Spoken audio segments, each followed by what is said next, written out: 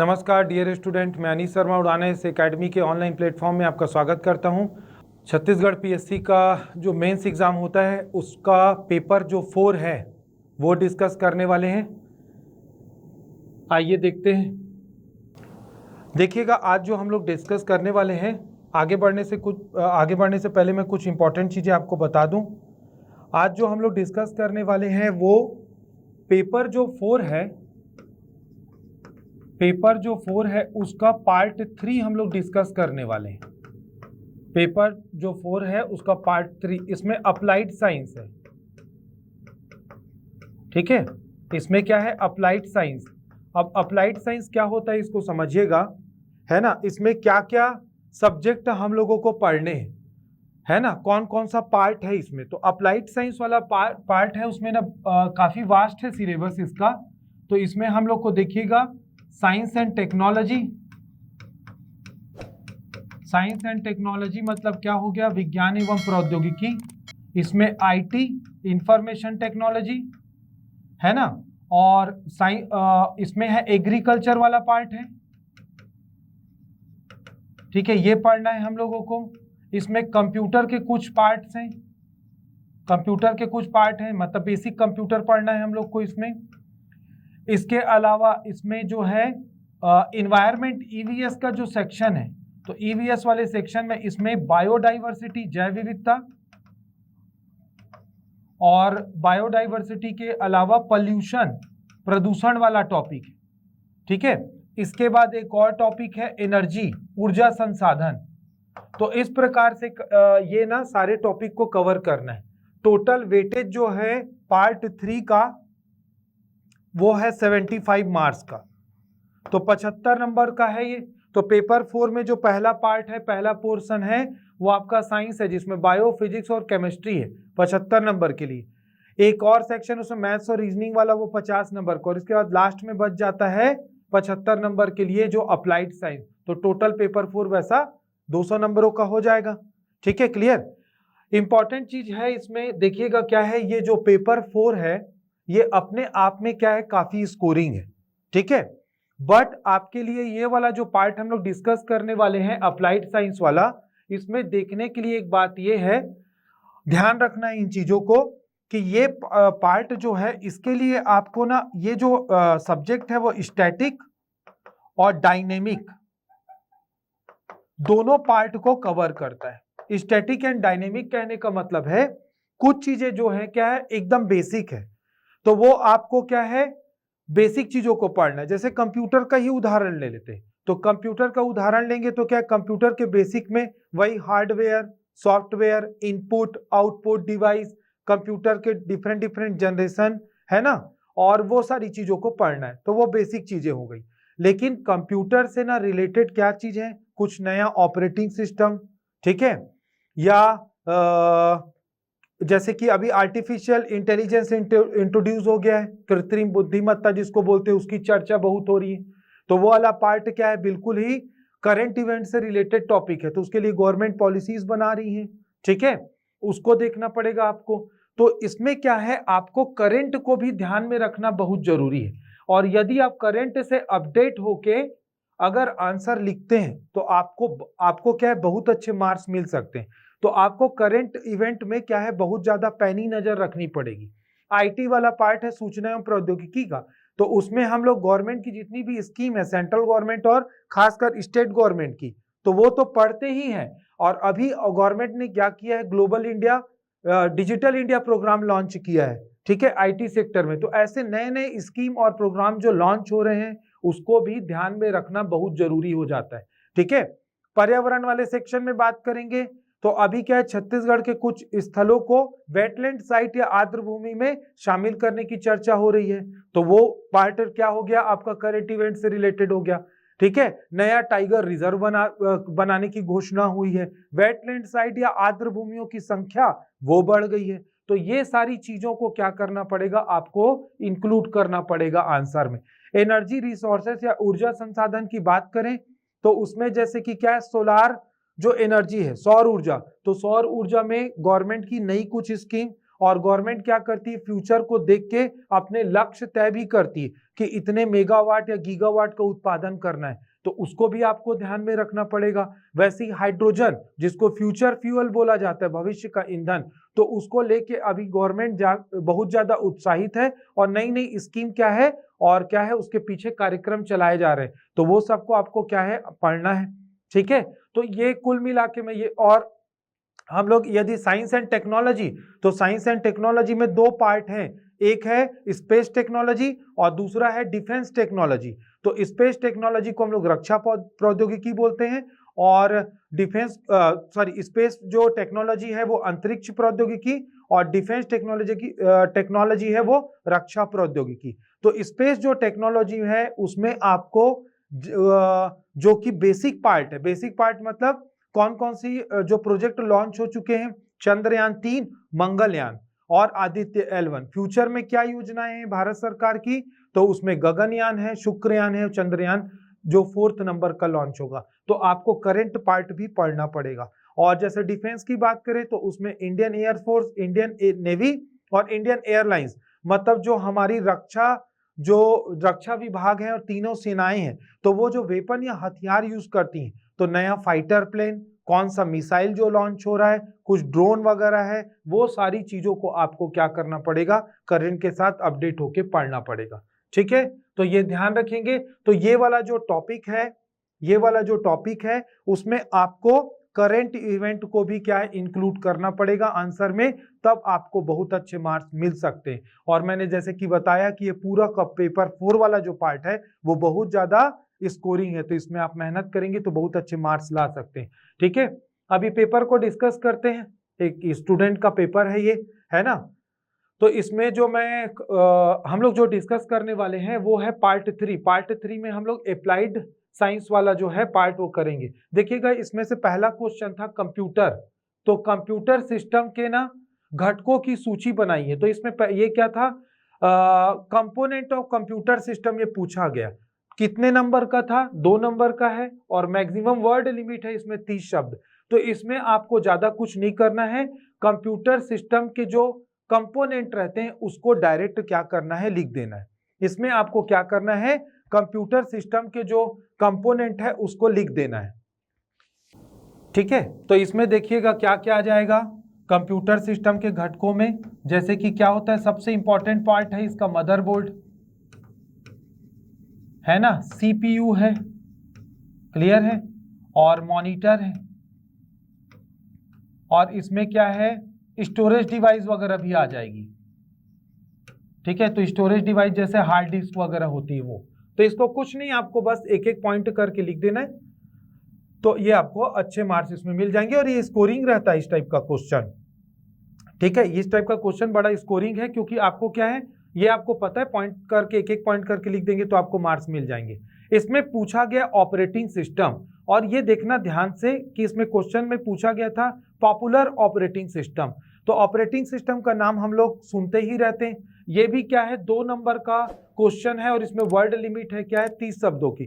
तो क्या है, जो ऑपरेटिंग सिस्टम है, जैसे कि एकदम जो कॉमन ऑपरेटिंग सिस्टम है जिसको हम लोग यूज करते हैं, एंड्रॉइड ऑपरेटिंग सिस्टम हो गया, ठीक है, लाइनेक्स है, हालांकि हमारे यहाँ उतना पॉपुलर नहीं है, विंडोज है ना, माइक्रोसॉफ्ट का, तो विंडोज ऑपरेटिंग सिस्टम है। एप्पल जो है कंपनी, वो क्या है, अपना जो क्या है मैक ऑपरेटिंग सिस्टम उसका अलग है। ठीक है, लैपटॉप और मोबाइल के लिए। तो इसको क्या है, आप पॉइंट करके लिख देंगे तो ये आपको पूरे के पूरे नंबर इसमें मिल जाएंगे। ठीक है, नेक्स्ट क्वेश्चन देखते हैं।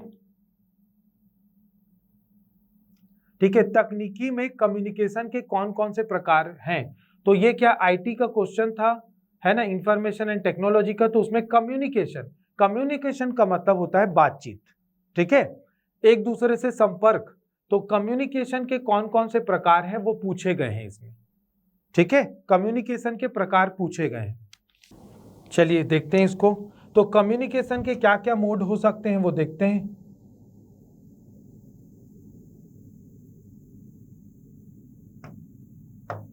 ठीक है, तो कम्युनिकेशन के क्या क्या मोड हो सकते हैं वो देखते हैं। देखिएगा, पहले पुराने जमाने से लेके अभी तक की बात करें तो पहले जो कम्युनिकेशन का मोड स्टार्ट हुआ था वो क्या था, रेडियो था। फिर टीवी आ गया, उसके बाद क्या है, ईमेल वगैरह आ गए। ठीक है, मॉडर्न टाइम की बात करेंगे तो क्या है, वीडियो कॉन्फ्रेंसिंग आ गया है। ठीक है, वीडियो कॉन्फ्रेंसिंग आ गया है मॉडर्न। यदि क्या है कम्युनिकेशन की बात करें तो इसमें ब्लूटूथ भी आता है। ठीक है, इसमें सोशल मीडिया आ गया है, सबसे बड़ा रिवॉल्यूशनरी चीज।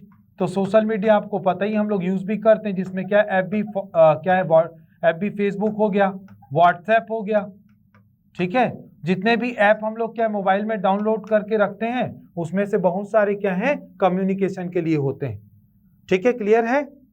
तो ये क्या है, इसको बस आपको पॉइंट वाइज लिख देना है, क्योंकि ये क्या है 2 नंबर का था, तो इससे क्या है आपको पूरा का पूरा नंबर मिल जाएगा।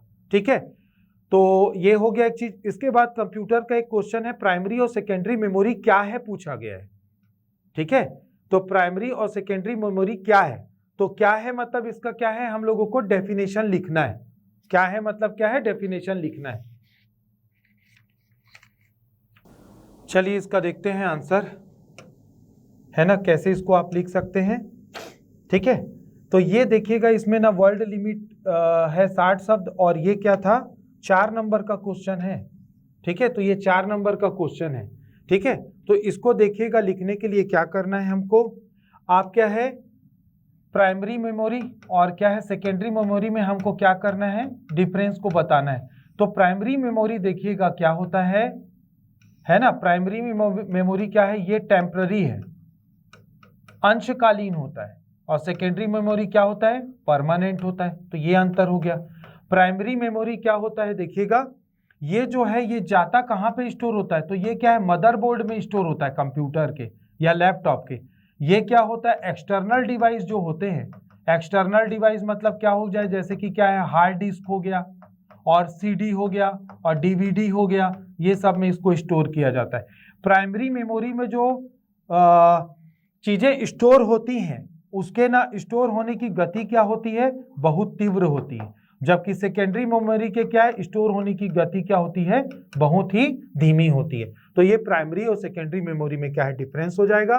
ठीक है, और इसके बाद क्या है आप इसका क्या है एग्जाम्पल भी इसका वो भी लिख सकते हैं कि जिसमें क्या रैम रोम आता है, कैश, ये सब क्या है प्राइमरी मेमोरी। सेकेंडरी मेमोरी जैसे कि मैंने बताया था कि इसके लिए क्या है हम लोग अलग से, इसके लिए क्या है हम लोग अलग से क्या है एक्सटर्नल डिवाइस सीडी डीवीडी ये सब को यूज करते हैं। तो ये प्राइमरी और सेकेंडरी मेमोरी था। ठीक है, तो ये क्या है प्राइमरी और सेकेंडरी मेमोरी वाला क्वेश्चन था। नेक्स्ट क्वेश्चन देखते हैं इसमें। ठीक है, ये क्वेश्चन आया है कि संचार में सूचना एवं प्रौद्योगिकी की उपयोगिताएं, मतलब हमको क्या बताना है, यूजेस पूछा गया है। ठीक है, हमको यूजेस पूछा गया है किसका, आईटी का। ठीक है, तो आईटी का क्या है यूज पूछा गया। देखिएगा आईटी का ना एक तो हमको एक चीज को ना पढ़ना पड़ेगा, वो इंपॉर्टेंट है, जो हमारी गवर्नमेंट की स्कीम जो होती हैं सेंट्रल और क्या है स्टेट गवर्नमेंट की, है ना, तो सेंट्रल और स्टेट गवर्नमेंट तो कौन कौन से ये ना स्टेट और ना सेंट्रल गवर्नमेंट का इनिशिएटिव है आईटी सेक्टर में। इनिशिएटिव का मतलब है क्या कि वो ना कंप्यूटर और टेक्नोलॉजी को ना मिक्स करके कहाँ कहाँ पे यूज कर रही है। तो जैसे कि क्या होता है इसमें देखिएगा वीडियो कॉन्फ्रेंसिंग में यूज होता है। जैसे मुख्यमंत्री क्या करेंगे, सभी जिलों के कलेक्टर से उनको ना मीटिंग करनी है, तो अब मुख्यमंत्री एक साथ सब जगह जा तो नहीं सकते, तो वो क्या करते हैं वीडियो कॉन्फ्रेंसिंग के थ्रू क्या है कनेक्ट कर लेते हैं। ये हो गया। आईटी का उपयोग क्या हो रहा है, वीडियो सैटेलाइट के थ्रू क्या एजुकेशन के क्षेत्र में भी हो रहा है। तो आप क्या है बैठे बैठे क्या है बड़े बड़े जो एनआईटी है आईआईटी है वहां के लेक्चर जो भी रिलेटेड स्टूडेंट वहां पे पढ़ रहे हैं दूसरे कॉलेज का पढ़ के देख सकते हैं। ठीक है, क्लियर है। तो ये भी इससे पॉसिबल है। और क्या है इसके, और क्या मेडिकल क्षेत्र में भी क्या है, मेडिकल क्षेत्र में भी क्या है इसका यूज होता है। तो आईटी सेक्टर का क्या यूज जहां जहां भी हो रहा है, सेंट्रल गवर्नमेंट कर रही है, स्टेट गवर्नमेंट कर रही है, एजुकेशन के क्षेत्र में हो रहा है, मीडिया में हो रहा है, और मेडिकल फील्ड में हो रहा है, इवन डिफेंस में भी, रक्षा के क्षेत्र में भी क्या है इसके जो उपयोग है। ठीक है, प्लस ये चीज हो गई। और दूसरा सेंट्रल और स्टेट गवर्नमेंट की क्या है कोई पॉलिसी है या स्कीम है, वो उसको भी हम लोगों को पढ़ना है। ठीक है, तो उसमें क्या है, ये इसके यूजेस में आ जाएगा। ठीक, क्लियर है। और ये वाला जो क्वेश्चन था वो क्या था, ये वाला जो क्वेश्चन है वो है 8 नंबरों का है। 8 नंबर मतलब कि क्या है, इसके लिए वर्ड लिमिट क्या है, 100 शब्द है।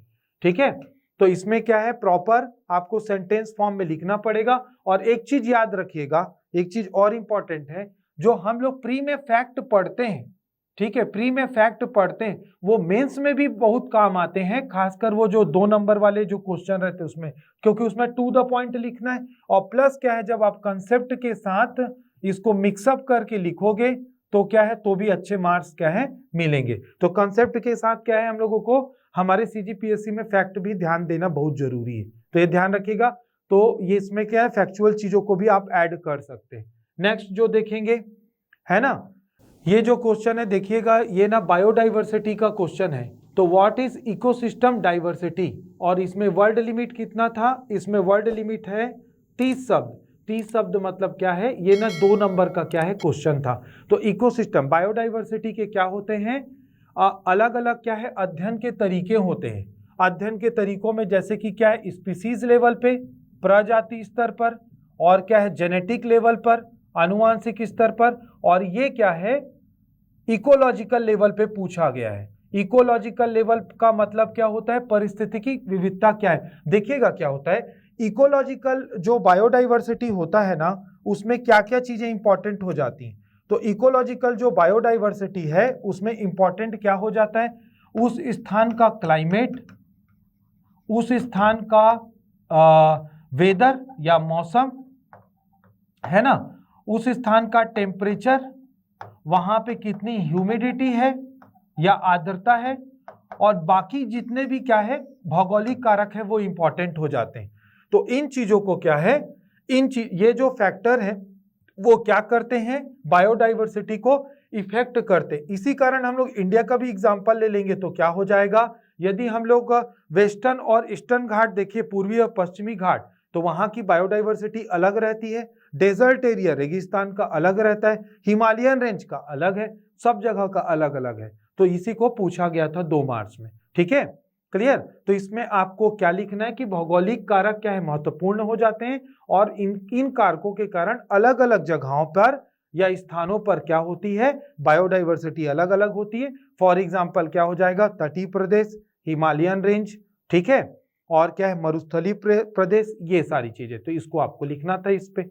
ठीक है, अब अगला जो क्वेश्चन है वो 2 नंबर का है, ये भी क्या है बायोडाइवर्सिटी का ही क्वेश्चन। बायोडाइवर्सिटी के हानि के 4 कारण लिखिए।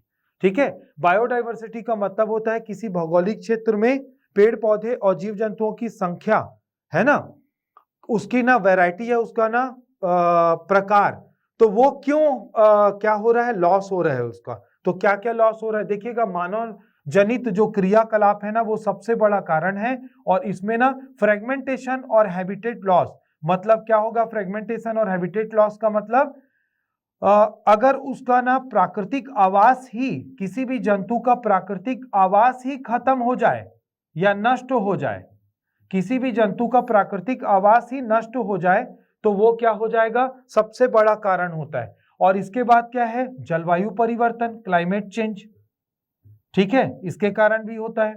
और क्या हो जाएगा, ग्लोबल वार्मिंग या वैश्विक तापन, ये भी एक कारण है, तो वैश्विक तापन भी एक कारण हो जाएगा।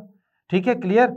और क्या हो गया, प्राकृतिक आपदाएं भी कारण बनती हैं, जैसे कि क्या, ज्वालामुखी, तूफान, चक्रवात इत्यादि। तो ये सब जो महामारी, अगर और रिसेंट अगर सिनारियो में हम लोग देखें, पैंडेमिक, कोई बीमारी है ना जो कि बहुत ही खतरनाक हो, तो ये सब क्या है कारण बनती थी। इसको टू द पॉइंट आपको क्या है 2 नंबर का है, तो आप क्या है 4-5 पॉइंट इसमें लिख देंगे, तो ये क्या है आपका क्या है आंसर कंप्लीट हो जाएगा। थोड़ा थोड़ा आप उसको एक्सप्लेन भी कर सकते हैं, थोड़ा थोड़ा आप उसको एक्सप्लेन भी कर सकते हैं। तो ये था एक क्वेश्चन। नेक्स्ट क्वेश्चन की ओर चलते हैं। ठीक है, ये अगला जो क्वेश्चन था उसमें पूछा गया है ये कि जैव गैस मतलब बायोगैस को उत्तम क्यों माना जाता है। ठीक है, देखिएगा क्या ये फ्यूल वाला टॉपिक का है ना। तो बायोगैस मतलब क्या, देखिएगा ईंधन क्या यूज करते हैं, बहुत सारे ईंधन हम लोग यूज करते हैं, उसमें क्या होता है गंभीर मात्रा में वो कार्बन डाइऑक्साइड कार्बन मोनोऑक्साइड इत्यादि का क्या करता है, उत्सर्जन करता है। ठीक है, क्लियर है। तो ये बड़ा ना प्रकृति के लिए खतरनाक है। इसी कारण क्या है, बायोगैस को क्या है, इजाद किया गया है। ठीक है, तो बायोगैस जो है वो क्या होता है, बाकी जो परंपरागत जो ईंधनों की तुलना में वो पर्यावरण को कम नुकसान पहुंचाता है। तो ये 2 नंबर के लिए था। 30 शब्दों के लिए तो फायदा पूछा गया है इसका। तो देखिएगा क्या है, ये ना क्या है, अब आज के डेट में ये सस्ता हो गया है। दूसरा क्या है, इससे ना क्या होता है, सबसे इंपॉर्टेंट चीज क्या है, प्रदूषण कम होता है ना। और तीसरा चीज क्या है, उसको एक जगह से दूसरे स्थान तक ना ले जाना, तो इसको क्या है, इसका ना परिवहन आसान है। ठीक है, इसके अलावा क्या है, इसका भंडारण लाना ले जाना भी आसान है, साथ में इसको स्टोर करना भी आसान होता है। तो इन सब, और क्या है, दूसरा चीज सस्टेनेबल, मतलब सतत धारणी विकास के अनुकूल है। तो आने वाली पीढ़ियों के लिए वो भविष्य में क्या है, वातावरण को सुरक्षित भी रखेगा। तो ये क्या है, कारण को आप मेंशन करेंगे तो क्या होगा, इसमें आपको मार्क्स अच्छे मिल सकते हैं। तो ये हो गया, ठीक है, बायोगैस वाला। इसके बाद एलियन प्रजाति किसे कहते हैं, एक उदाहरण दीजिए। ठीक है, देखिएगा ये भी ना बायोडाइवर्सिटी वाले टॉपिक का ही क्वेश्चन है। एलियन मतलब समझिए, एलियन वर्ड से तो आप परिचित ही होंगे। एलियन का मतलब होता है क्या है, हमारे देश का नहीं है वो स्पीसीज। और ये एलियन जो स्पीसीज है ये क्या है, पेड़ पौधों मतलब प्लांट का भी हो सकता है, और दूसरा क्या है, एनिमल का भी हो सकता है। एनिमल मतलब जानवर का। इसको मैं आपको बताता हूं तो आपको क्लियर हो जाएगा। ठीक है, इसको मैं आपको बता दूं तो क्लियर हो जाएगा। देखिएगा क्या है, जब हमारा भारत देश आजाद हुआ तो हमारे पास खाद्यान्न की कमी थी। तो हम लोग क्या किए, अमेरिका से गेहूं को मंगाते थे। गेहूं जब हमारे यहाँ आया तो क्या है, गेहूं के साथ ना गाजर घास आ गया। वो सेवंती का फूल रहता है वैसा दिखता है वो। तो वो जो गाजर घास था वो बुरी तरीके से क्या है, पूरे इंडिया भर में अब फैल गया है। ठीक है, थोड़ा सा एक आध बीज वगैरह आया होगा गेहूं के साथ, पूरी इंडिया में फैल गया है। अब वो क्या होता है, उसका जो पॉलन ग्रेन या परागकण नाक में चला जाए तो बहुत सारे लोगों को उससे अस्थमा हो रहा है। पहला चीज, जिस जगह में गाजर घास उगता है उस जगह में दूसरे चीजों को वो उगने नहीं देगा। मतलब अगर आपके धान के खेत में बहुत सारा गाजर घास हो गया है तो धान के फसल को वो प्रभावित कर देगा। तो ये क्या है, खतरनाक है। तो एलियन स्पीसीज इसी कारण ना बहुत खतरनाक रहती है। और सबसे खतरनाक चीज ये कि वो उस पर्टिकुलर उस मिट्टी की ना उर्वरता को भी खत्म कर देती है। और इसके बाद क्या, एनिमल, यदि हम लोग जानवरों की बात करें तो देखिएगा क्या था, मछली की एक प्रजाति थी जिसको ना नॉर्थ अफ्रीका से साउथ अफ्रीका ले जाया गया। वो मछली काफी बड़ी थी, उसको 5-10 लोग मिलके उठाते थे। ठीक है, उसका शिकार करके क्या है, उसको ले जाया गया। वो नॉर्थ अफ्रीका का था, उसको ना साउथ अफ्रीका के समुद्री तट में रखा गया। अब उस मछली ने क्या किया, लोकल जो मछलियां थी छोटी छोटी, तो वो बड़ी मछली थी काफी वजनी, उस बड़ी मछली ने लोकल करीब करीब 100 से अधिक छोटी मछलियों की प्रजातियों को खा खा के खत्म कर दिया। तो आप सोचिए, एक प्रजाति के कारण 100 मछलियों की प्रजाति नष्ट हो गई। तो एलियन स्पीसीज ना बहुत ही खतरनाक होते हैं। वो स्थानीय किसी भी प्रकार के पेड़ पौधे और ना जंतुओं की प्रजाति को खत्म कर सकते हैं। समझ में आ गई बात। तो ध्यान रखिएगा, इसमें एक उदाहरण दीजिए बोला है तो आप गाजर घास का उदाहरण लिख सकते हैं इसमें। क्लियर, तो ये ध्यान रखिएगा। ठीक है, तो ये क्या था, इसको एलियन स्पीसीज बोलते हैं। नेक्स्ट क्वेश्चन है, सुपोषण यूट्रोफिकेशन क्या होता है, इसकी हानि बताइए। देखिएगा बहुत ही ना, ये ना टेक्निकल टर्म है, डायरेक्ट आप पढ़ोगे ना तो आपको क्या है, यूजुअली ये पढ़ते नहीं है लोग इसको, है ना, डायरेक्ट बुक में दिया भी नहीं है। यूट्रोफिकेशन का मतलब क्या है, हालांकि ये 30 शब्द का था, छोटा क्वेश्चन आया है। यूट्रोफिकेशन का मतलब क्या होता है, देखिएगा, यूट्रोफिकेशन का मतलब हिंदी में सुपोषण है। देखिएगा हमारे क्या है, घरेलू जो अपशिष्ट होते हैं ना, डोमेस्टिक वेस्ट है, तो घरेलू अपशिष्ट क्या है, यदि क्या है, पास के नदी तालाब में जाके मिल गए, या फिर क्या है, कोई खेत है, या फिर कोई खेत वहां से क्या हो रहा है, या फिर कोई खेत है जहां से क्या हो रहा है ना, बहुत ज्यादा उर्वरकों का छिड़काव कर दिया गया है, तो वो नदी तालाब में जा रहा है। तो नदी तालाब में वो जाकर के क्या करेगा, वो उर्वरक, और घरेलू अपशिष्ट भी क्या होते हैं, एक प्रकार के ना जैव उर्वरक बन जाते हैं। वो नदी तालाब में जाकर के क्या करते हैं, शैवालों या एल्गी की ना की संख्या को बहुत तेजी से बढ़ाते हैं। और क्या करता है, वो शैवाल पूरा छा जाता है किसके ऊपर, तालाब के ऊपर। आपने शायद देखा भी होगा ठीक है।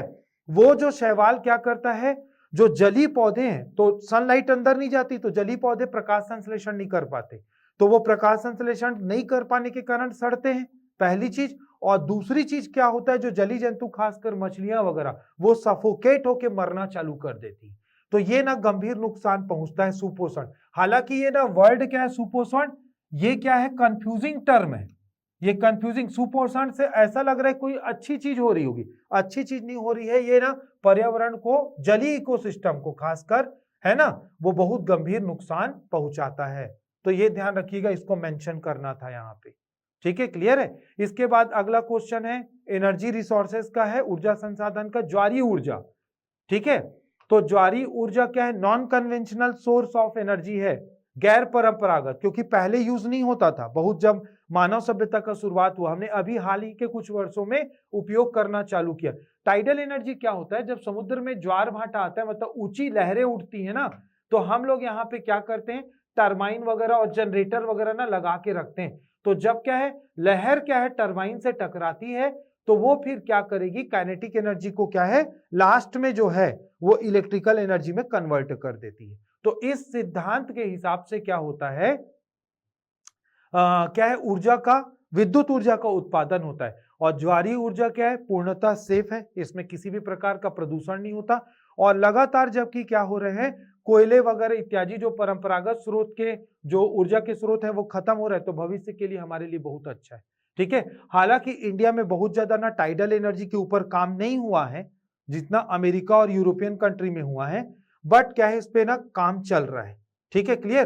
तो इससे आपसे पूछा गया था कि ज्वारीय ऊर्जा क्या है, तो टाइडल एनर्जी क्या है, जब समुद्र में ज्वार भाटा उठता है तो क्या है उसको हम लोग ना विद्युत ऊर्जा में कन्वर्ट करते हैं। दूसरा पार्ट इसका क्या, उत्पादन किस प्रकार किया जाता है, तो टरबाइन के ऊपर क्या है, जब पानी गिरता है और वो एसी जनरेटर से कनेक्ट कर रहता है, तो वो क्या करेगा, काइनेटिक एनर्जी मतलब गतिज ऊर्जा को विद्युत ऊर्जा में परिवर्तित कर देता है, ठीक है, क्लियर है।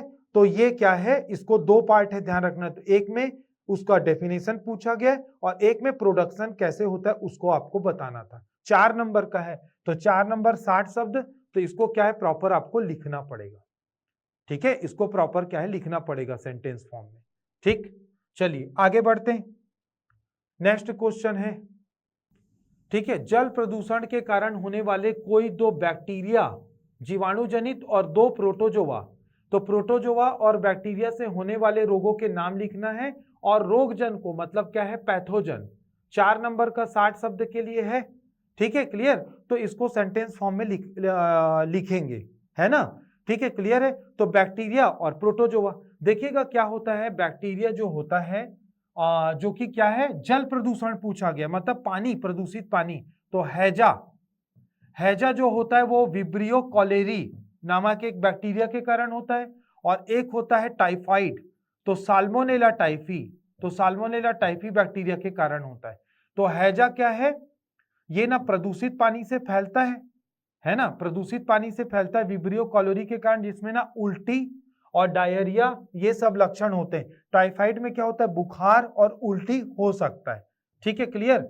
इसके बाद प्रोटोजोआ, तो प्रोटोजोआ से जो होता है वो जो प्रदूषित जो जल में पाए जाते हैं, तो मलेरिया, और मलेरिया जो होता है वो होता है प्लाज्मोडियम वाइवेक्स के कारण, ठीक है। मलेरिया जो होता है वो प्लाज्मोडियम वाइवेक्स, देखिएगा क्या है मैं आपको बता रहा हूं, यहाँ पे देखना क्या हुआ है गलती सारी, मतलब ना बहुत सारे लोग ना इसमें ना गलती कर देते, देखिएगा नंबर क्यों डिडक्ट हुआ है ध्यान से देखना।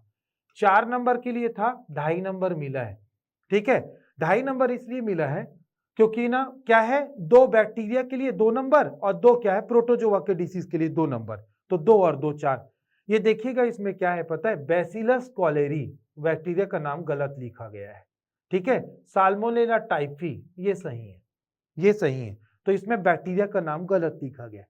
मलेरिया वाले पार्ट में आते हैं, तो मलेरिया वाले पार्ट में इंग्लिश मीडियम के बच्चे का है किसी का, ये due to bite of female anopheles mosquito इन्होंने लिखा हुआ है, ठीक है। अब ध्यान दीजिएगा, ये जो मच्छर के कारण मलेरिया कभी नहीं होता है, मच्छर के कारण मलेरिया नहीं होता, ये प्लाज्मोडियम वाइवेक्स, ठीक है। क्वेश्चन को ध्यान से पढ़ना है, देखिएगा क्वेश्चन को बहुत ध्यान से पढ़ना है, ध्यान से देखिएगा, क्योंकि अगर आपने एक बार लिखना चालू किया, पेन से लिखोगे आप, मिटाने का कोई सवाल ही नहीं उठता, और आपने गलत लिखा, सुधारने के लिए जगह भी नहीं है।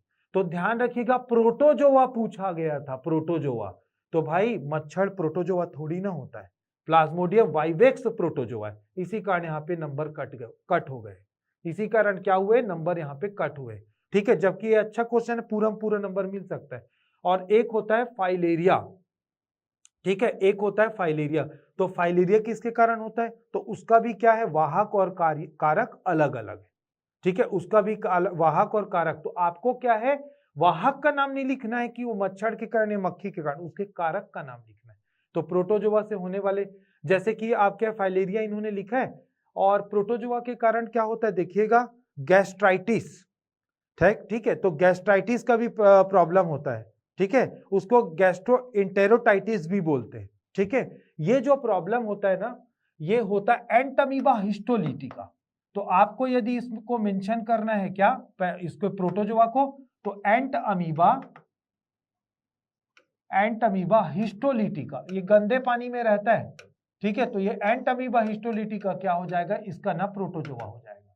तो आप एंटमीबा हिस्टोलिटिका और क्या है मलेरिया, इन्होंने वर्म का नाम नहीं इसमें, सॉरी इसमें ना उसका क्या है, रोगजनक का नाम इन्होंने इसमें नहीं लिखा है। ठीक है, तो आप मलेरिया तो प्लाज्मोडियम वाइवेक्स और एंटमीबा हिस्टोलिटिका, ठीक है, ये दोनों को लिख देंगे सेंटेंस फॉर्म में, तो ये क्या हो जाएगा, आपको पूरे में पूरे 4 नंबर मिल जाएंगे। इनका नंबर इसी के कारण कटा है, एक तो गलत लिखा है, सेकेंड वाले में क्या है, पैथोजन का नाम या ऑर्गेनिज्म का नाम मेंशन्ड नहीं है।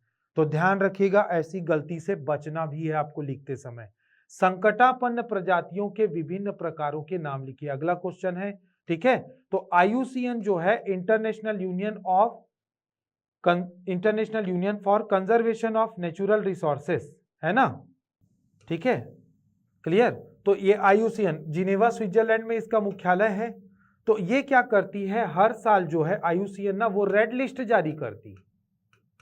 और रेड लिस्ट किस में छपता है, रेड डेटा बुक में छपता है। रेड लिस्ट क्या है, रेड डेटा बुक में छपता है। ठीक है, रेड लिस्ट क्या है, रेड डेटा बुक में छपता है। क्लियर है। ठीक है, उसमें अलग अलग कैटेगरी है, अलग अलग कैटेगरी को आपको लिखना था, 4 नंबर का है। ठीक है, 60 शब्द के लिए, तो आपको लिखना है और उसको क्या है, समझाना भी है। ठीक है, तो मैं आपको बता देता हूं हिंदी में ही। पहला इसमें है जो प्रजाति एक्सटिंक्ट, विलुप्त, ऐसी प्रजातियां जो पृथ्वी पर थीं और लगभग पिछले 70-75 सालों से नहीं देखी गई हैं, उसको हम लोग विलुप्त मान लेते हैं। जैसे डोडो बर्ड मॉरिशस से, वो आज के डेट में विलुप्त हो चुका है। भारत से चीता विलुप्त हो चुका था, 2 साल पहले उसको श्योपुर, है ना, कूनो नेशनल पार्क में नामीबिया से लाके रखा गया है, संरक्षित किया गया। पहला ये हो गया।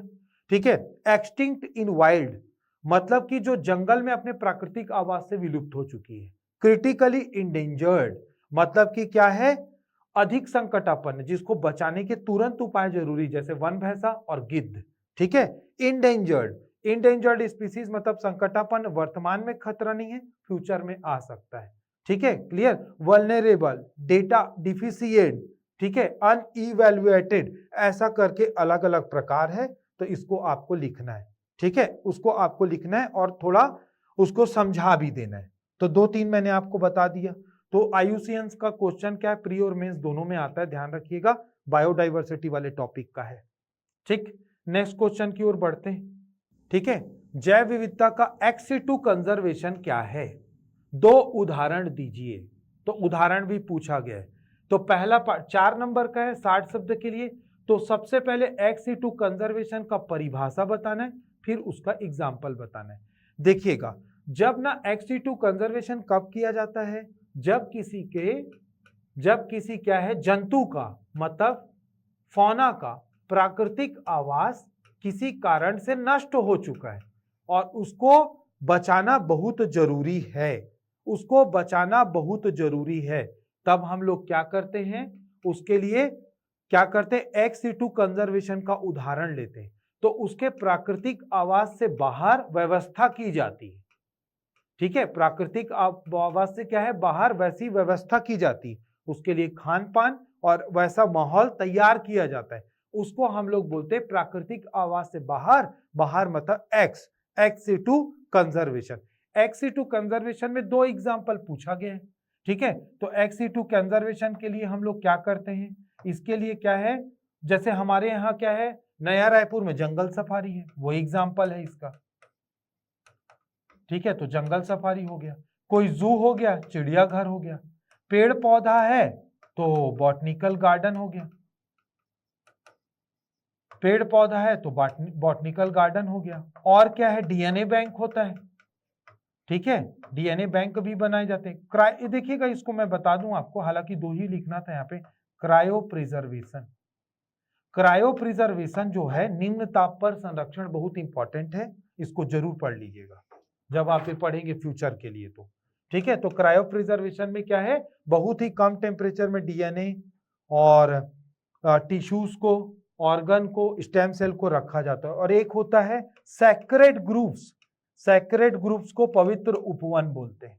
तो सैक्रेड ग्रुप्स मतलब क्या है, एक जगह पर क्या किया जाता है, जगह को घेर कर पेड़ पौधे लगाए जाते हैं, तो उसको सैक्रेड ग्रुप्स या पवित्र उपवन बोलते हैं। कुछ विशेष समुदाय के लोग विशेष प्रकार के पौधों के प्रति ना आस्था रखते हैं और वो ऐसा क्या है, गार्डन तैयार करते हैं। जैसे हमारे यहाँ छत्तीसगढ़ में जो उरांव जनजाति है वो साल वृक्ष को उगाती है, तो ये सारी चीजें इसमें आ जाएंगी, ठीक है। तो 2 एग्जाम्पल बोला था, तो कोई भी 2 आप मेंशन करके उसको थोड़ा सा समझा सकते हैं, तो ये आपका 60 वर्ड कंप्लीट हो जाएगा। तो लगभग आप 30-40 शब्द में क्या है परिभाषा, बाकी के 20 शब्द में एग्जाम्पल को क्या करिए, एक्सप्लेन कीजिएगा, तो नंबर अच्छे मिल जाएंगे। नेक्स्ट क्वेश्चन देखते हैं, ठीक है। अगला जो क्वेश्चन है वो बायोडाइवर्सिटी का था। जैव विविधता के किन्हीं 4 महत्व तथा इसकी हानि के 4 प्रभाव। तो सबसे पहला आपको बताना है कि बायोडाइवर्सिटी का क्या है, फायदा क्या है, तो 4 पॉइंट में उसको बताना है। फिर अगर बायोडाइवर्सिटी खत्म हो गई तो उसका नुकसान क्या है, फायदा क्या है, देखिएगा, उसका सामाजिक महत्व बता देना है, ठीक है, उसका सांस्कृतिक महत्व को बता देना है। सांस्कृतिक महत्व जैसे हमारे यहाँ छत्तीसगढ़ में ही ले लीजिएगा, जैसे कि मैंने अभी जस्ट मेंशन किया था, उरांव जनजाति वो साल वृक्ष के प्रति आस्था रखती है, सांस्कृतिक कल्चर से जुड़ा हुआ है। हिंदू धर्म को मानने वाले पीपल वृक्ष की पूजा करते हैं। महिलाएं वट सावित्री त्योहार मनाती हैं, वो हमारी संस्कृति से जुड़ा हुआ है। तो ये क्या है, सांस्कृतिक महत्व। आर्थिक महत्व, आर्थिक महत्व क्या होगा, जितने ज्यादा प्रकार के हम लोग फूल, जितने ज्यादा प्रकार के हम लोग फल, जितने ज्यादा प्रकार के हम लोग खाद्यान्न को उगाएंगे उतना अच्छा है, क्योंकि उसको निर्यात करके बेच करके हम पैसा कमा सकते हैं, ठीक है। तो क्या है, देश के और राज्य के जीडीपी में आर्थिक योगदान वो देगा, तो ये आर्थिक महत्व हो जाएगा इकोसिस्टम का, ठीक है। तो सामाजिक आर्थिक महत्व हो गया, सांस्कृतिक महत्व हो गया, ठीक है। नैतिक महत्व भी तो है। नैतिक महत्व का मतलब होता है हमारी जिम्मेदारी भी तो बनती है पेड़ पौधों को बचाना, तो इसको संविधान में भी इसको क्या है, मौलिक कर्तव्य राज्य के नीति निर्देशक तत्वों में स्थान दिया गया है, इसी कारण। तो ये है इसका, ये क्या है, महत्व को बताना था। नुकसान बताना है, और इसको मैं आपको क्या देखिएगा 8 नंबर का है ये 100 शब्द के लिए, तो आप इसमें ना फायदे को बताने के साथ साथ एग्जाम्पल भी जरूर लिखिएगा, पहला चीज, ठीक है, ज्यादा अच्छे मार्क्स मिलेंगे। इसके बाद क्या हो गया, आपको ये सारी चीजें हो गई। इसके बाद क्या है, इसके ना क्या पूछा गया है, प्रभावों का वर्णन। मतलब बायोडाइवर्सिटी यदि लॉस हो रहा है, खत्म हो रहा है, तो क्या होगा भाई, इसमें क्या है, विलुप्ति का खतरा है, एक्सटिंक्ट होने का, तो विलुप्ति का खतरा आ जाएगा। विलुप्ति का खतरा कैसे, कोई प्रजाति क्या है हमेशा के लिए विलुप्त हो सकती है, उसको दोबारा पैदा करना बहुत मुश्किल काम, ठीक है, लगभग असंभव, ठीक है। तो विलुप्ति का खतरा हो जाएगा, ठीक है। और क्या हो जाएगा, विलुप्ति का खतरा होने के साथ साथ ह्यूमन हेल्थ माना मानव स्वास्थ्य पर प्रभाव। और ध्यान रखिएगा, मानव स्वास्थ्य पर बायोडाइवर्सिटी लॉस का प्रभाव पड़ रहा है, पेड़ पौधे कम हो रहे हैं, और क्या है, हेल्थ रिलेटेड जो डिसऑर्डर है, जैसे कि वायु प्रदूषण, वृक्षों के कटने से वायु प्रदूषण होता है, तो क्या हो रहा है, वायु प्रदूषण के कारण हार्ट अटैक के भी केसेस बढ़ रहे हैं। तो ये ध्यान रखिएगा, इस पे हमारे ना स्वास्थ्य पर सीधा प्रभाव पड़ रहा है। कैंसर भी हो रहा है, बहुत ज्यादा केसेस आ रहे हैं, तो वो भी प्रदूषण उसका कारण है, तो मानव स्वास्थ्य पर उसका प्रभाव पड़ेगा, ठीक है। इसके बाद क्या हो जाएगा, देखिएगा, अंतर संबंध प्रभावित हो जाते हैं प्रजातियों के मध्य। और सहजीविता का जो संबंध है वो नष्ट हो जाएगा। जैसे लाइकेन होता है, वो शैवाल और कवक का सहजीवी है, वो पर्यावरण संसूचक कहलाता है, वो नष्ट हो जाएगा तो हमको पर्यावरण जो लॉस हो रहा है उसके बारे में पता नहीं लगेगा। तो ऐसे कुछ क्या है, और क्या हो सकता है, सबसे बड़ा नुकसान इसमें क्या है, वैश्विक तापन, ग्लोबल वार्मिंग, है ना। तो ग्लोबल वार्मिंग के कारण क्या क्या हो सकता है, वैश्विक तापन या ग्लोबल वार्मिंग के कारण ग्लेशियर पिघल रहे हैं, समुद्र के तट में जल स्तर बढ़ेगा, जीव जंतुओं की प्रजातियां नष्ट हो सकती हैं, ठीक है। हमारे हेल्थ पर डेफिनेटली प्रभाव पड़ता है उसका, बहुत ज्यादा गर्मी हम लोग भी नहीं सह सकते, जानवर भी नहीं सह सकते, और सबसे बड़ा इंपैक्ट जो पड़ रहा है वो एग्रीकल्चर में।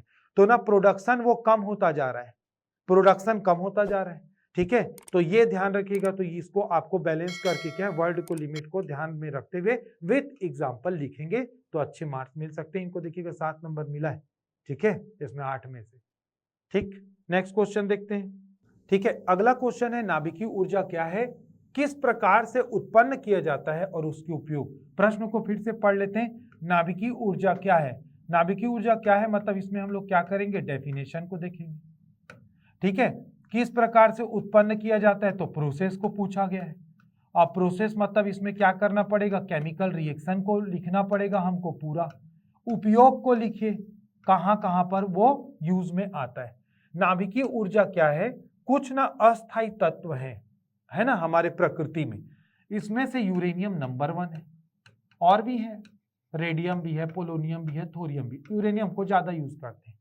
तो यूरेनियम क्या है, ये जो एक ना रेडियो एक्टिव एलिमेंट है, तो रेडियो एक्टिव एलिमेंट है, अस्थायी होता है, तो इसको हम लोग केमिकल रिएक्शन करके क्या करते हैं, तोड़ते हैं, ठीक है। और इसके ना तोड़ने से जो एनर्जी रिलीज होती है ना, उसको हम लोग क्या है, बिजली उत्पादन में उपयोग में लाते हैं, ठीक है। तो मतलब ये क्या है, रेडियो एक्टिव तत्वों के टूटने या विखंडन से जो ऊर्जा उत्पन्न होती है उसको नाभिकीय ऊर्जा बोलते हैं।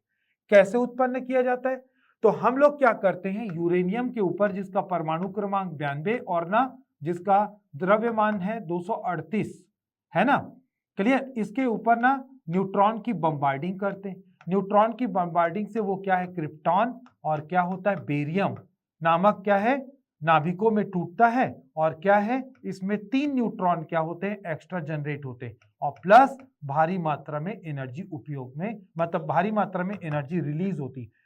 इस जो ऊष्मा ऊर्जा का उपयोग ये हीट के रूप में होती है, हीट मतलब ऊष्मा ऊर्जा, इस ऊष्मा ऊर्जा का उपयोग बॉयलर के पानी को गर्म किया जाता है, उससे टरबाइन को क्या किया जाता है, घुमाया जाता है, टरबाइन एसी जनरेटर से कनेक्ट रहता है और वो काइनेटिक एनर्जी को क्या करेगा, इलेक्ट्रिकल एनर्जी में कन्वर्ट कर देता है। तो ये इसका प्रोसेस है। तो ये केमिकल रिएक्शन को ध्यान रखिएगा, इसमें क्रिप्टॉन और बेरियम का परमाणु क्रमांक और द्रव्यमान को भी, ठीक है, क्लियर, एक का 36, 83, एक का 56, 131 है, तो इसको आपको ध्यान रखना है, ठीक है। न्यूट्रॉन को ऐसा लिखते 0 and 1, ठीक है। तो ये केमिकल रिएक्शन को लिखना है आपको, गलत नहीं करना है, और इस प्रोसेस को जो मैं बताया उसको मेंशन करना है। तो नाभिकीय ऊर्जा का परिभाषा एक पार्ट, केमिकल रिएक्शन वाला पार्ट हो जाएगा। उपयोग क्या है, जैसे कि मैंने बताया इलेक्ट्रिसिटी जनरेशन में सबसे ज्यादा उपयोग तो उसी का होता है, तो विद्युत उत्पादन में इसका उपयोग किया जाता है, ठीक है, विद्युत उत्पादन में इसका उपयोग किया जाता है, क्लियर है, क्योंकि यहाँ पे एनर्जी पूछा गया है ना, एनर्जी पूछा गया, तो इसका क्या है, सबसे main Indian nuclear power reactor का उपयोग कहाँ पे, जैसे तारापुर, कलपक्कम, है ना, उसका उदाहरण भी लिख सकते हो आप।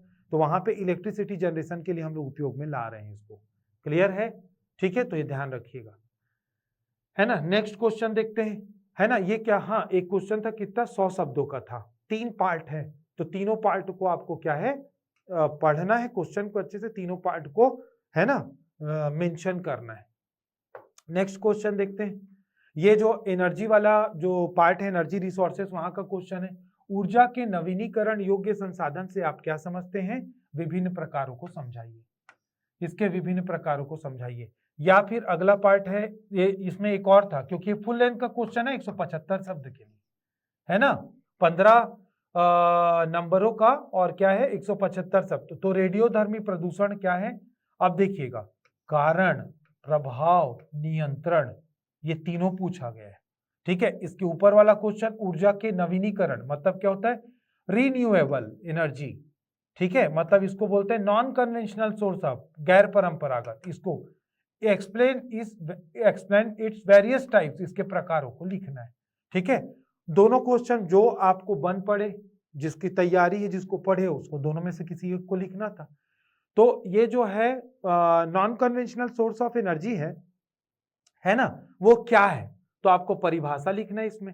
तो ऐसा एनर्जी का जो सोर्स है जिसको हम लोग बार बार उपयोग में ला सकते हैं, पहला चीज, और जिससे क्या होता है, प्रदूषण कम से कम होता है।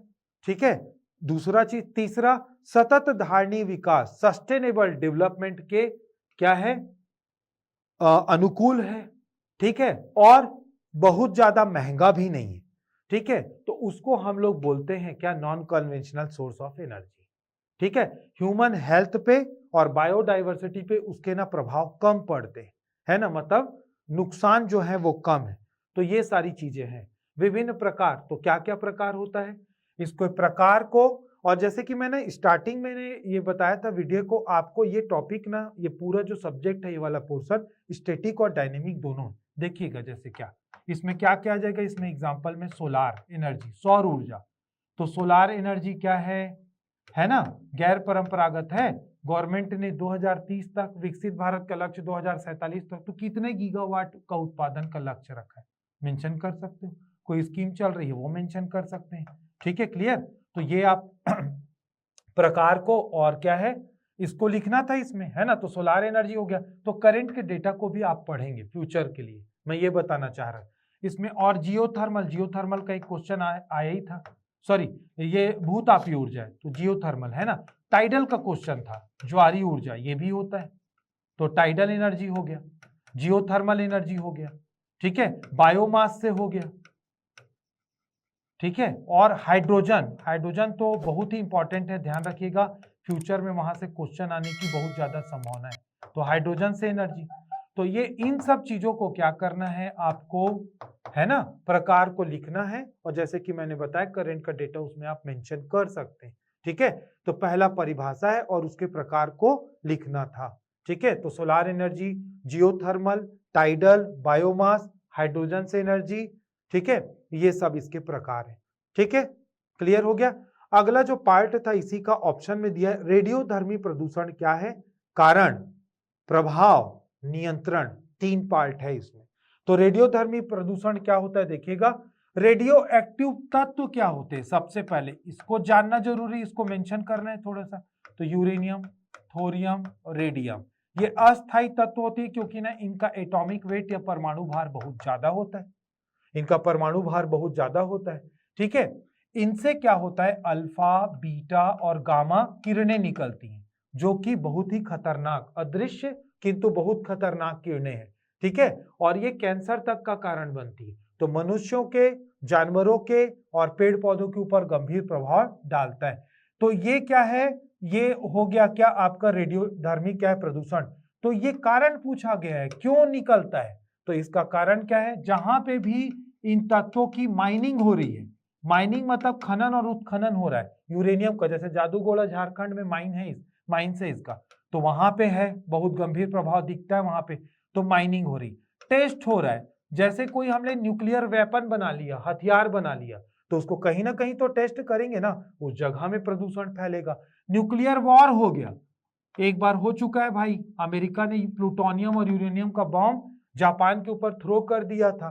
कोई न्यूक्लियर क्या है, ट्रेजेडी हो गई, हादसा हो गया, जैसे कि क्या है, यूक्रेन के चेर्नोबिल में हो चुका है, फुकुशिमा जापान में 2011 में हो चुका है। ठीक है, तो ये लीकेज भी हो सकता है, न्यूक्लियर पावर प्लांट थोड़ी देर पहले मैंने बताया था, विद्युत उत्पादन कर रहे हैं, पता लगा वहां कुछ एक्सीडेंट हो गया और लीकेज हो गया, तो ये सब उसके कारण है। अब पूछा गया है प्रभाव, तो जैसे कि मैंने आपको क्या बताया कि ये क्या करता है, म्यूटेशन उत्पन्न कर देता है हमारी बॉडी में, म्यूटेशन को उत्परिवर्तन बोलते हैं। तो हमारा जो जेनेटिक मटेरियल है ना, डीएनए, क्रोमोसोम, आरएनए, ये सब डैमेज हो जाता है, और डैमेज होने के कारण क्या है, कैंसर जैसी बीमारियां होती हैं। ठीक है, क्लियर। तो ये एक का कारण हो गया। अगर क्रॉप कहीं पे है, फसल वगैरह, तो उसका उत्पादन प्रभावित होगा। जीव जंतुओं की जैव विविधता पर गंभीर प्रभाव पड़ेगा, क्योंकि मृत्यु हो जाएगी, उनको भी क्या गंभीर बीमारियां होंगी, तो जैव विविधता पर प्रभाव। ध्यान रखिएगा, ये जहां पे भी टेस्ट होते हैं, जहां पे भी ये प्लांट होता है, वहां का टेम्परेचर बढ़ा देता है उस एरिया का, तो यहाँ पे क्या है, ग्लोबल वार्मिंग का खतरा भी बढ़ा रहे हैं, हालांकि बड़े पैमाने पे नहीं है बट बढ़ा सकता है, तो ये भी है। तो ये सारे इसके क्या है, खतरनाक प्रभाव हैं। पहले भी हो चुका है एक्सीडेंट, जैसे मैंने मेंशन किया। नियंत्रण की विधियों का वर्णन पूछा गया है, इसको ध्यान से समझिएगा, ठीक है। तो सबसे पहले क्या है, खतरा किसका है, वेपन का खतरा है। हर देश अपनी सुरक्षा के लिए क्या करता है, हथियार बनाता है, और उसमें न्यूक्लियर वेपन सबसे खतरनाक हथियार है। तो इसके लिए अंतरराष्ट्रीय संधि हुई, सीटीबीटी करके काफी पहले, है ना। तो अंतरराष्ट्रीय जो संधि है वो बहुत महत्वपूर्ण है। सभी देशों को मिलके क्या है, ये प्लान करना, वो कर भी चुके हैं फ्यूचर के लिए, क्योंकि अभी यूक्रेन और क्या है, रसिया का वार चल ही रहा है। इजराइल वाला एरिया भी बहुत ज्यादा ना प्रभावित हुआ है ना, वहां पे भी ना बहुत ज्यादा टेंशन क्रिएट हो गया है, तो खतरा भी बना हुआ है। तो कैसे भी करके मानव हित में क्या किया जाए, कुछ संधियां बनाई जाए, किसी भी प्रकार के वेपन का उपयोग जो कि न्यूक्लियर वेपन है उसको रोका जाए। तो ये बहुत जरूरी है, ठीक है। अंतरराष्ट्रीय प्रयास, मतलब इसके लिए क्या है, अंतरराष्ट्रीय प्रयास बहुत ज्यादा इंपॉर्टेंट हो जाता है। तो वेपन को क्या करना पड़ेगा, उसको रोकना पड़ेगा, संधियां करनी पड़ेगी, ठीक है, क्लियर। इसके बाद क्या है, न्यूक्लियर पावर रिएक्टर से बिजली बनाते हैं। तो न्यूक्लियर पावर रिएक्टर से बिजली ना बना के ये सब सोलार, जियोथर्मल, टाइडल, बायोमास और हाइड्रोजन से बनाएं। क्योंकि क्या हो रहा है, यूरोप के बहुत सारे देश, जिसमें कि क्या है, स्वीडन है और स्विट्जरलैंड है, डेनमार्क है, ये सारे देश क्या है, न्यूक्लियर पावर रिएक्टर को बंद करते जा रहे हैं और बंद कर देंगे कुछ सालों में, है ना, वो घोषणा कर चुके, क्योंकि न्यूक्लियर पावर डिजास्टर यूक्रेन में हो चुका है। फुकुशिमा में बहुत बड़ा नुकसान होते हुए बचा और इसके साइड इफेक्ट बहुत ज्यादा है, इंपैक्ट खतरनाक है। तो इसको क्या करें, हम लोग नॉन कन्वेंशनल सोर्स में कन्वर्ट कर लें। और इसके अलावा जैसे कि न्यूक्लियर पावर रिएक्टर जहां पे हम लोग रखे हुए हैं बिजली बनाने के लिए, तो वहां ना सुरक्षा के, सेफ्टी के ना हाई क्वालिटी इंतजाम होने जरूरी है, ताकि कोई किसी भी प्रकार की दुर्घटना हुई तो उसका नुकसान कम से कम हो, ठीक है, क्लियर है। तो ये भी हो गया। माइनिंग को क्या है, इसका जो खनन हो रहा है, तो ना जो अवैध खनन है, बहुत सारे कंट्री कर रहे होंगे जिसको पता नहीं होगा, अमेरिका यूरोप को भी, ठीक है, खुद अमेरिका भी कर रहा होगा। तो इसकी माइनिंग पर भी ना रोक लगाना जरूरी है। जब बहुत जरूरत है तभी माइनिंग की जाए, जब जरूरत नहीं है तो माइनिंग ना किया जाए। तो इसके लिए भी क्या है, सहयोगात्मक जो है रवैया अपनाना जरूरी है। तो ये नियंत्रण की विधियों को क्या है, आपको लिखना था। तो ध्यान से क्वेश्चन को पढ़ना है और उसी सीक्वेंस या ऑर्डर में लिखना है। तो पहले प्रदूषण पूछा गया था, कारण पूछा गया था, क्यों, प्रभाव को पूछा गया, नुकसान ज्यादा है इसका, और नियंत्रण की विधियां। तो इसको आपको क्या करना है, मेंशन करना है, इसको आपको मेंशन करना है, ठीक है, क्लियर। इसको आपको मेंशन करना था। तो ये सारा क्वेश्चन था जो हमने क्या है, पार्ट 3 अप्लाइड साइंस पेपर 4 का डिस्कस किया, ठीक है। सेशन को एंड करने से पहले मैं क्या है, कुछ इंपॉर्टेंट इंफॉर्मेशन देना चाहता हूं आपको। देखिएगा, एक बैच लॉन्च हुई है, इंटीग्रेटेड लॉन्ग टर्म की है, और वो 20 फरवरी 2025 से चालू हो रही है। मॉर्निंग की बैच है 7:30 से 10:30 बजे, ठीक है, क्लियर है। तो ये ध्यान रखिएगा, हेड ऑफिस रायपुर का है ये बैच। तो अगर आप इंटरेस्टेड है इसमें एडमिशन के लिए, तो जो स्क्रीन पे दिए गए नंबर है उस पर कॉन्टेक्ट करके आप इंफॉर्मेशन ले सकते हैं। तो ये ध्यान रखिएगा। एक और बैच है CGPSC प्लस CG व्यापम, ये दोनों को क्लब करके डिजाइन किए हैं ये बैच को, ऑनलाइन ऑफलाइन दोनों हैं, डेफिनेटली ये रहेगा ऐसा। रिकॉर्डेड क्लासेस भी आपको अवेलेबल रहेंगी, है ना, जिसमें आप अमीन पटवारी, आबकारी आरक्षक, RI इत्यादि जितने भी व्यापम के एग्जाम होते हैं उसकी तैयारी आप आसानी से कर सकते हैं। तो ये इस पे एडमिशन लेने के लिए आप क्या है, ऑफिस के नंबरों पर कॉल करके आप जानकारी ले सकते हैं। और मेरे साथ बने रहने के लिए आप लोगों का बहुत बहुत धन्यवाद।